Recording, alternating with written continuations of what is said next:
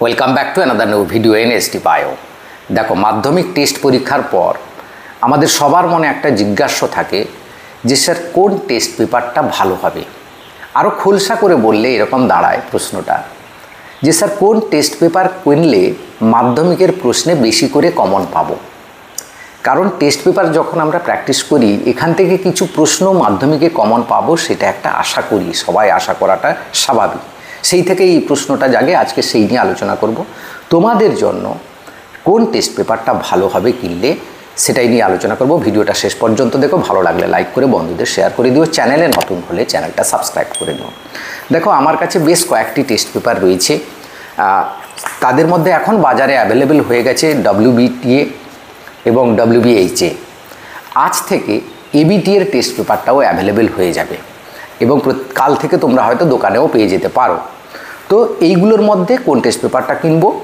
আরেকটা কথা, পর্ষদের টেস্ট পেপার তো আমরা ফ্রি অফ কস্টে পাবো, সেটা তো সবাই প্র্যাকটিস করব, কিন্তু এই যে পর্ষদের টেস্ট পেপার বেরোতে দেরি হয়, যার ফলে সেই পর্ষদের টেস্ট পেপার বেরোতেই আমরা যে কোনো একটা টেস্ট পেপার কিনে সেখান থেকে যদি সাবজেক্ট ওয়াইজ 5-10টা পেজ করে নিই, আমাদের প্রিপারেশানটা অনেকটা এগিয়ে যাবে।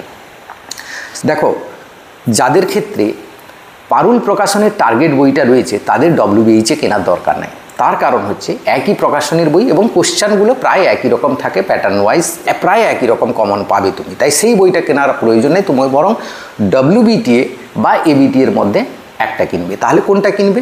দেখো, ABT এর কোশ্চেন পেপারটা কিন্তু টেস্ট পেপারটা কিন্তু অনেক পুরনো, 1921 সাল থেকে চলছে এই টেস্ট পেপার। আচার্য প্রফুল্লচন্দ্র রায় এটা ইনোগ্রেশন করেছিলেন। আমাদের সময়ও এই টেস্ট পেপারে দারুণ ক্রেজ ছিল, এখনও রয়েছে।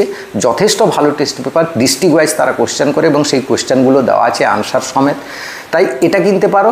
তাহলে কি WBTA কি খারাপ টেস্ট পেপার? একদমই নয়, সেটাও কিনতে পারো, তাতে কোনো অসুবিধা নেই। যে কোনো একটা টেস্ট পেপার তোমার কিনলেই হবে।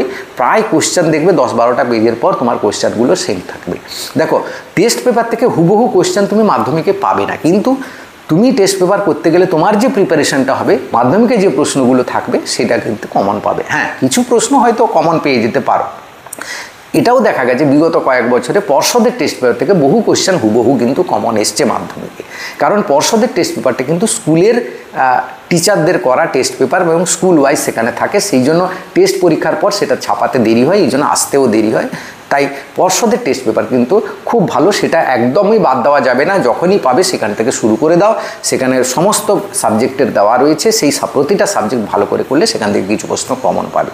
তার WBTA বা ABTA থেকে করলে যে কমন পাবে না সেরকম নয়, এটার মধ্যে যে কোনো একটা কিনলে ভালো হবে। দেখো, কতগুলো টেস্ট পেপার করছো সেটা বড় কথা নয়, বড় কথা হচ্ছে তুমি যে টেস্ট পেপারগুলো করার সময় তুমি দেখবে কোনগুলো পারছো না, সেগুলোকে মার্কিং করবে এবং সেগুলোকে শর্ট রিভিশন দেবে।